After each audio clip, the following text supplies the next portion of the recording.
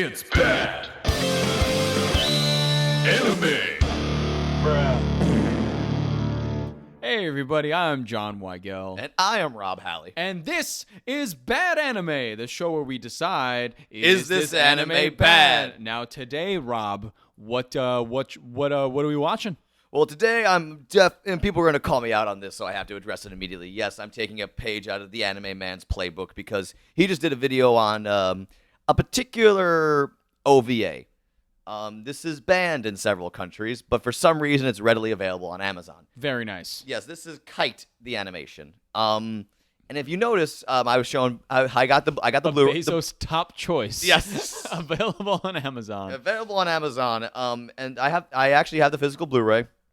I think it's available on several streaming services. But here's the thing: there's a few different versions of this that exist, because they needed to censor a lot of it. Because for some reason, even though this is more of an action OVA, but there's like apparently a few minutes of hardcore sex scenes. I don't know why. Interesting. Yeah. Okay. And it's banned in several countries, so I figured, let's give this one a go. It's coming from Studio Arms. It was released in '98, and for me, that's not.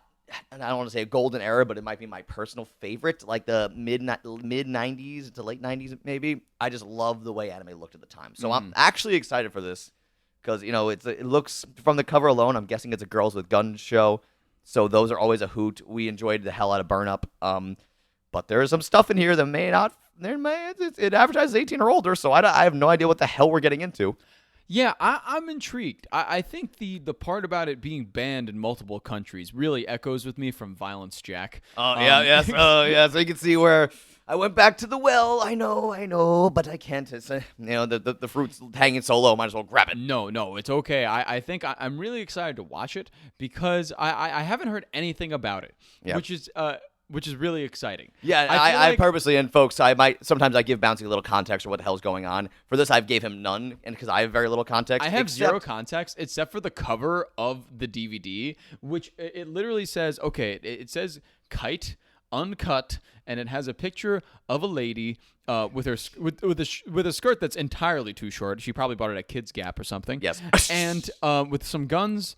That look like you use them, like you tag team with somebody at that arcade game where you got like the little like Time Crisis and games like that. Yeah, yep. Exactly. And then at the bottom in small text it says "absolutely not for children!" ! So I'm excited. Yes, if anyone like me growing up in the 2000s when you went to FYE to the anime section, but then you saw the A18 logo and you pulled it back to look at the covers because you were a naughty boy. Yes, I did that all the time. Yes, too. this is exactly the kind of cover you'd see. How could you not? That's basically just asking me to pull that. And this is released by Kitty Entertainment, who specializes in releasing pornography. So, and we'll see how this goes. I really don't know what we're in for. Have you seen this? You haven't seen this before, have no, you? I've not seen this. I've seen a couple screenshots. I know nothing. I know very little of the story. And fun fact, speaking of stories, this was actually adapted into a live action film. Really? Yes. Is it a porn? No. Huh. Samuel L. Jackson's in it. What? Yes. Huh. Yeah. It was apparently Weird. Apparently Quentin Tarantino's a big fan of this. Oh, really? Yeah. Oh, okay. Well, I mean, Quentin Tarantino likes his girls and he likes his guns. So, Yes. I mean, I guess that kind of makes sense. Yeah. So very like grindhousey kind of stuff. Yeah. Apparently, this is like a grindhouse anime, so it had some influence. All right. I have to point this out to people at home. If you're excited to watch this and you go to your My Anime list to update it, you will not find it here because I don't think they include pornography. I tried to include it. I tried to search on Mal to get some reviews. It's not there. Its sequel is less controversial. So, without any further ado, Bouncy, how about we just hop right in? Yeah, let's pop the sucker into the Blu-ray player and get it going. But we'll be back in a few minutes to tell you if it was bad or not. We'll be back in a few, ladies and gentlemen. It's bad. Okay. Well, all right. Yeah. Okay. Okay. Right. We just finished Kite. And I don't know if I mentioned this, Bouncy. This is technically it was originally 2 episodes, but I think they just edited together to make 1 episode. So I see. Because that was like a nice hour. That was like an hour, yeah. Yeah, it was a good hour. Yeah, and it was uncut all right, because I wasn't sure, cause, like I said, of the various releases, I wasn't sure if we were going to get the entire unedited film, and I definitely believe we did. I really liked we got it was the entire film, but we got the remastered stuff with the like the original stuff. Yes, because And so it was very interesting because it clipped back and forth between. I would say the first 10 minutes were all perfectly remastered and like all looked nice. and then the rest was a little spotty. The rest was a bit spotty. You had some small scenes in from the old version, the original version. Yeah. But I think it was kind of nice. It was kind of cool to see what the original looked like. It was, That- yeah. what the original gritty version. But I have to say, the new remastered stuff was stunning. It was beautiful. this- Well, yeah, I mean, the first thing we got to talk about is the art. The animation is art and animation. The character design Stunning. is gorgeous. Beautiful. Like This looked incredible. like Tokyo at night and stuff like that with all yeah. like the Oh, neon the LED. very beginning where she's standing overlooking the city. Beautiful. That shot got me. reflections in water and stuff like that. Exactly. Was amazing. Beautiful. Character design was also fantastic. Yes. All the I characters loved were I great. love Sawa's design. Sawa's our main character, as we learned. She's the girl in this with the very short skirt on the cover, and wow, one of the best girls in the '90s in my mind. I mean, oh my god. I was telling you kind of when we pressed pause for a quick break. I was telling you like I can understand why this is a Tarantino favorite. Yes. It's very like grindhousey. Super grindhouse. Lots of violence, lots of blood, lots of gore, lots of guns and stuff like that. Yes. And so it kind of makes sense why it's a very Tarantino-esque kind of anime. Right. But man, I will say it definitely captured me Yes. Oh. for a lot of it. Oh, I was in almost. Yeah, I'm not gonna mince words. I was in 100% on Yeah. this. Oh yeah. It's funny because when we as we started, we were a little. Well, I can say this for me. I was a little nervous going in because there's some explicit sex scenes in here. Oh, But yeah. this is not pornography.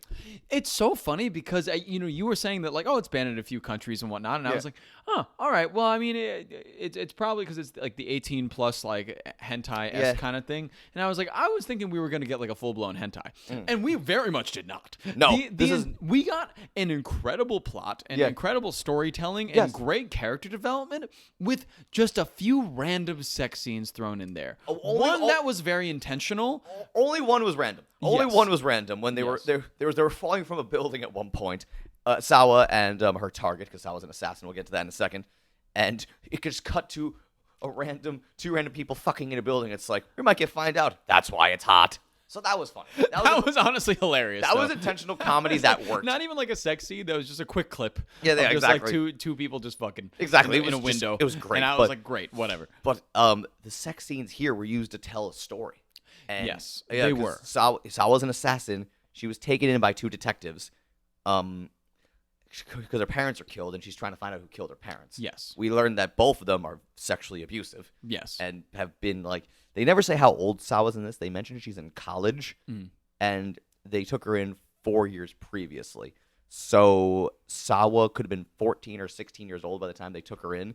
And there's a very explicit scene of the one detective, Akai. just porking Sawa, Yeah. and she's very much a teenage girl. So I'm like, oh, that might be why it's banned in a few Yeah, countries. that was definitely like a, oh boy, oh no. But the thing But is that's why I love these sex scenes here, because they weren't meant to be hot. They were meant to convey, oh no. Like it was hardcore grooming at Yes, its finest. yes. It was this man who killed her parents. Yes, we learn. And is also Akai, I'm talking about. Yes. He's also in cahoots with this other guy, Kanye. These two, not like, Kanye. Yeah, yep. So they're in cahoots with each other. They killed Sawa's parents when she was about like 14, 15, as Yeah. you said. Yeah. And they but she didn't know that. They took her in. Yeah. And they took her in and they trained her to be an assassin. And with the promise that they'll find who killed her parents. Exactly. And all the meanwhile, it's Akai grooming her this entire time and like having sexual relations with her. Yes. And they're just two fucked up dudes. Yeah, there's two very fucked up dudes. And They're- Akai is also a head investigator at the police department. Yes, So at all of the sites of his murders and of Sawa's murders, he's able to investigate, Yeah, and but cover up also evidence. cover up the evidence. Yeah, so he's basically going full vigilante. And like actually it's like a murder for hire thing because It's pretty crazy. They have clients vigilante as a justification. It's a hitman service essentially. It's like a glorified hitman service, But they tried to brainwash Sawa into thinking she's doing good. exactly. So they're talking to all these guys talking about all these guys that she's killing, and which some of them it turns out to be true. And weirdly enough, this plot device that Akai is like, oh, you have to kill these men today. Yeah. But don't worry, they are all pedophiles. Yeah. They do things to little girls just like you. And it's like, You're doing that. bro, that is literally what you are doing, bro. The fuck, Bro. man, Bro. come on now. Yeah, and So the show is just generally like a mindfuck of epic proportions because it Yes. has all those differing layers. But then there's this other character that enters the scene. Obody, right? Obody, Yes. yeah. Obody is like another hired assassin. He's another like young assassin, like a teenager. that Kanye and Akai hire. Yeah. On a few jobs. And whatnot. let's also, I want to give him a little little badge right here for just being a badass. He's such a badass. He's just cool. He's very cool. You were saying to me during the show that he's got that kind of like 2000s animation kind of style. It's funny, yeah, because he's actually, because the entire thing looks very 90s to me, and I mean that in the best of ways. I love 90s anime, probably more than any era. But it's funny with the Oberi's design. He's actually it proves this might have been a little more forward thinking than people give it credit for, because we just watched a 2000s anime not too long ago, and he looked like he could have walked out of a 2000s anime. So I think they were ahead of the art style by a couple years. So bravo to the people who animated this. Bravo to Studio Arms for fucking being ahead of the curve. Yeah. And also just being relentless, because the violence in here was extreme. Oh, but it was crazy. So well done. It was very well done, and you had like Even couple... the Foley, like the audio, like when there was one kick. I said this while we were watching it. Sawa kicked a guy in the head in a bathroom fight, and that kick sounded. It was like a thud. It was like a boom. It was a boom. It sounded so good. Just everything was. I don't know. Everything was so meticulously put together. The audio was great. The dubbing was great. Even. Oh, the dub actors in this was actually phenomenal. And the thing I like about the dub actor for Sawa in specific, because her character was very much like a very emotionless doll. You almost. said evil doll vibes. She gave me such evil doll vibes, and of course, like and the voice in the dub, and at least in the dub, I can't speak for the Japanese version. I might have to go back and rewatch this in the original Japanese now. But the dub actress nailed that etherealness, that spaciness, that kind of like creepy. Very just like creepy, but like empty head going through the motions, but like has definite intentions. Yeah, that little detachment, I guess you could say. Yeah, very detached. Exactly. I loved it. And she also, was something we forgot to mention about her character, is that she has 2 earrings. Oh, yes, that's a big filled with the blood of her parents. Yes, one for her mom, one for her dad. Wow. But yeah, she has these earrings filled with her parents' blood, and she loses one in this film, and it's a big plot device. It's a big deal. It's a big. And, her and Oberi start spending time together as well, because he's like in and out of the agency. Yep. And then you can tell there's a genuine connection there. And there like, is. There's they don't go all the way with it, but it hinted at there might be a little budding, maybe even a little romance. And I didn't expect to find something this cute in this anime. I know, it was very cute. At the very least, like if it wasn't kind of a romance deal, it was more of like a brother sister kind of thing. Yeah, like as we're in well. this together. Yeah, Like, it could have went either way. It could have gone either way, but they have similar experiences in their life, and they're kind of in the same space that they're like doing this thing. Like he works at a 7-Eleven. Yeah. It's branded as an 8 in this show. I saw that, which is pretty funny. They also had a Haagen-Dazs that they branded as Haagen-Katz. I missed all that. It was really funny. Good on you for perceiving all I that. like the little branding notes they did in this. That was great. great. It was really cool. But I was just seeing there was a. Okay, so I'll be honest. The end of this got me hard. Yes. The end of me hit me hard because everyone. So what happened was, Sawa manages to kill Akai, and Kanye or Kaye, what was it? Kanye. Okay, so she kills basically the 2 men who, brainwashed her and groomed her. Yes. Because she realized they're the ones who killed her parents. And there's a big moment when she's talking with Oberi, and Oberi's like, Sawa, you realize that Akai and Kanye killed your parents. And she's like, oh, I've known for a while. Yeah. And she was waiting for the right moment. Wow. And it was like, wow, she's just... And yeah, I guess long story short, she tricked both of them. Yes. Because they were going to kill Oberi. Yes. They wanted her to kill Oberi, and they tried to kill Oberi in this amazing train fight sequence. Yes. They sent Oberi after like a cop, apparently, and this cop was just ready for him. So they had this great gun battle, which I loved. There was a couple sick. really cool camera shots I haven't seen in anime before. Yeah. So props to them there. this great fight, and Obri makes it out alive. He's about to kill Akai, but then Kanye steps in, Sawa steps in. It's just cool. That's all I have to say. Like that action sequence was just great. There's a couple of really good bathroom scenes for some reason. Yeah, the bathroom was like a place to Yeah, hang out. like 2 or 3 times now there was like these bathroom action scenes, and that scene is what led to that final sex scene. the final sex scene. There's a few sex scenes that are spliced in. The big controversial one is like, we don't know how young Sawa was, but definitely under the age of 18, and gets like I said before. But this last one was way more fucked up because they had Obri face down. Kanye's on top of him with a gun to his head, while Akai just fucking goes to and just like basically. They don't make it very clear, but they basically it's rape. Insinuation of rape or something, which is, oh my god, so fucked up. And that whole scene, but it was again like. But Sawa goes along with it to make Akai feel safe. Yeah, so that she can kill him later. Yeah, so she technically has the power in that situation. So it's a lot of mental layers there. Yeah. Wow, I'm losing my train of thought right now because It was honestly crazy, and we got to talk about the ending too. We got to get back to the ending. My bad. Sorry, I'm all over the place right now. No, it's fine. No, there's a lot to get through. I mean, and the end, right? That she manages to kill Akai. Yes. He doesn't think she's gonna kill her, which just like goes to show like how much he is confident that he has brainwashed her over the years. And there's she blew off his hand first, and then she shot him a bunch of times. Shot him in the dick first. Right. Which I was like, that is some poetic justice right there. Yes, shot in the dick. Then she just loaded him up, and then she drops the 2 guns she was using into the. They were in a sewer at the time. I don't know if we didn't mention that, but she drops her guns into the sewer and just walks. And then she actually takes off the one earring she still has with presumably her mother's blood, and she's just crying into her hand as she's holding it, which I thought was a great piece of like cinematography. Just watching and the animation too, watching the tears fall into her hand, that hit me hard. And we think we're going to get a happy ending. We really think we are. But the thing is, this movie did something very smart. There's a scene way earlier in the film where Obi's just walking around, these 2 kids playing basketball in like a really run-down street where there's a bunch of like, you guys seen concrete before after it rains, like, with uneven concrete, there's water patches. So they're playing basketball. The ball like hits a water patch, gets Obri all wet, and it's this little girl and boy, and they're dicks to Obri. They're like, hey, mister, throw it back, you old fart.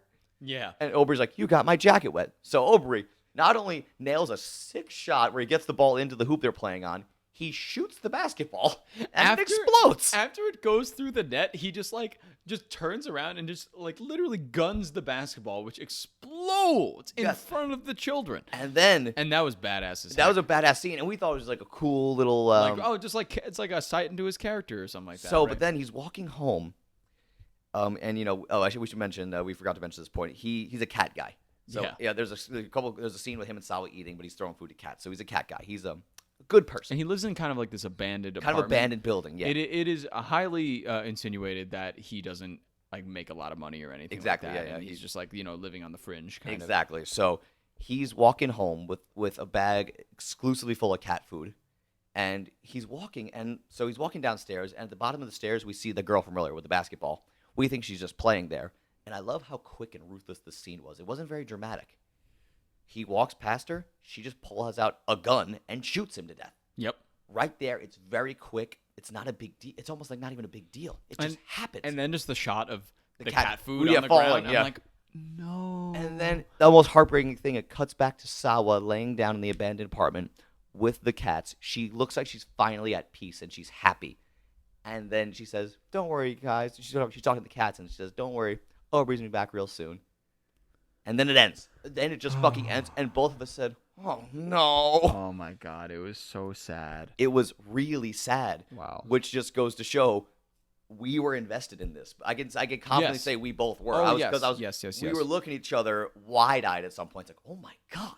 Yeah. This is here's the thing. This is raw. It's gory. There's sex. It's dark. It is dark. Very intense. It is. I wouldn't call it if you're at the faint of heart, it's not an easy watch. Yeah. No, but and here's the thing. Not. But the thing is, it's funny. Some people may say, "Wow, you love this, but really hated Violence Jack." There's a difference, and I'm going to address this right now because they use this to tell a story and develop characters. Where in Violence Jack, it was the clumsy metaphor of men are evil, which it's a plot device that's used a lot in anime. I'm like, yeah, we get it. We know men are evil. But they use to show, no, these particular men are really fucked up. We got to learn about character. So I want to make that clear. And it's going to sound weird. I'm praising this to no end, but I dislike Violence Jack immensely. So I had to clarify that. Again, we're bringing back Violence Jack. I'm sorry. This one's on me. I'm going to chug a beer after this is over to repay you all. Very good. That is your punishment. But yes, I mean, we have to, I guess, I don't, should we just go right to it? Should we talk about it? Yeah, let's talk about it. Like, was it bad? No. Absolutely not bad. No. It was, if honestly, really good. I dare say. Really good. I am actually I'm gonna go a little bit further. Here's the thing, like I said, it's not on Mal. If it was on Mal, I would give it a 9. I think this was great. It was pretty incredible. I think the only thing that I think for me that I was like, man, you know what would make this a lot better? They did have like a few. Sure, they had like, I mean, I think like 3 to 4 sex scenes total. Yeah, around that. About that. They could have trimmed down the timing of those, I think, quite a bit. Especially in the first one. Especially the first one. Other than that, it was pretty flawless. Yeah. I felt as though the first sex scene that came up, it was kind of needless at the time. Yeah. But by the end, I was like, I thought the same okay. thing. When the first sex scene happened, yes, it was the exact same way. But by the end of the story, I'm like, this makes sense. Yeah. No. Like, yeah, exactly. But when it rolled around the first time, I was like, guys, me too. Come on. Me too. I was like, please. Because I thought that's the precedent they were setting. Yeah. But that's totally not what they did. No, it is not. So they all had some sort of intention, be it horrible intention and be it like just wicked, like dark plot. Yeah. But at the same time, it all had a motive and it all had a purpose to be there. Yeah, and it told the story. It told the story that these guys are terrible guys. These are terrible people. And they do some shitty things. Some horrible things. But I think the connection with the characters was incredible. Yes. I loved all the characters. I thought they all contributed in such a big way. Yes. Even Kanye, who was just like this other dude that was just like a bad dude. Yeah. I was like, I just want to see him get his due. I want to see him dead. I want to see his due. And Akai too, who's the big douche. I mean, like, I want to see that guy get killed. They made him such an incredible villain. Oh, he was so hateable. And here's the incredible part, Bouncy. This was only an hour. I know. And I was so invested. They got so much accomplished. They got so many, and they gave me feelings of like him grooming this girl, him having her having Stockholm syndrome of sorts. It was crazy, and all the while, her character was never sad, never depressed until the end when she cried. Until the end, yeah.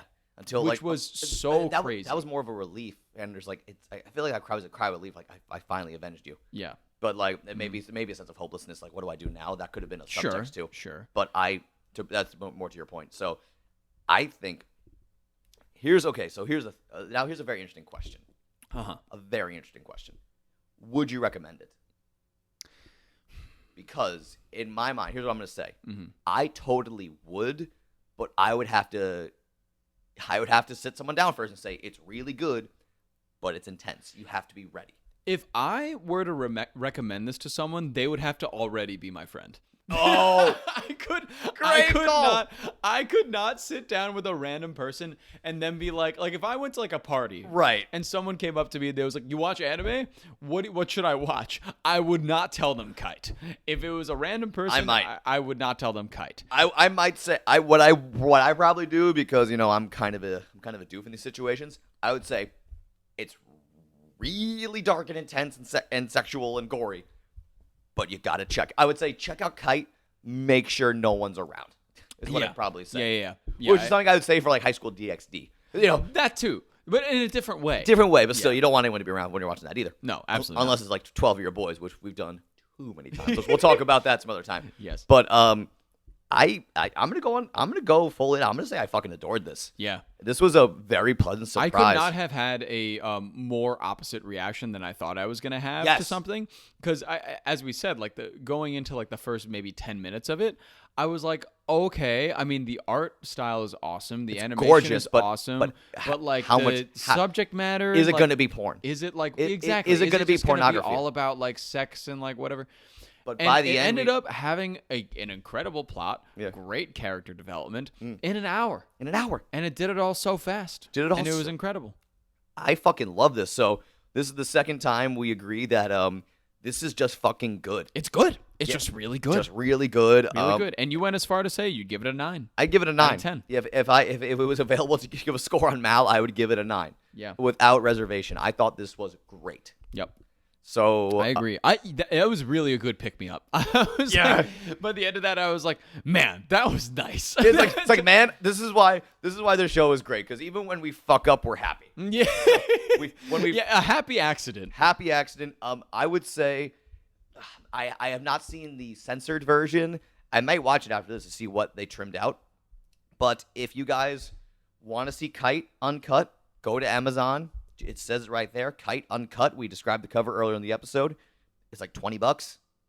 I'd say pick it up. Yeah. I'd say go support the official release and buy this. Why the hell not? If you're an anime really fan good. and you want to see like that grindhouse, like, darker, more intense side of anime, I don't think you can go wrong with this. I'm holding it in my hand as if I'm like in a commercial right now. I'm just so happy to have found this. Thank you again to the Anime Man for making a video on this. This was great, and that's all I can say. It was great. Watch it, have fun, show it to people who you know. Show who you know. Exactly. Well, yeah, that was nice. Thanks everybody for watching. Thank you. Go watch it. Have add fun. it to your collection. Have a good time. Bye, everybody. Bye. It's bad.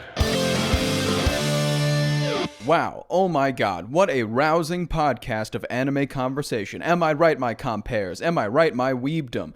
Anywho, yeah, you can send us a message if you want. Did you like this podcast? Did you hate this podcast? Do you want to kill me? Do you want to drench me in Calaxosaur blood and watch me drink it? That's fine. Just send us an email at badanimepod@gmail.com or DM us on our Instagram at badanimepod, all one word. You can also find us on YouTube as Bad Anime, and you could leave a comment on whatever video you want to leave a comment on. We'll read them all anyways. We don't care. I love you. Kiss, kiss. In your ear. Podcast Network.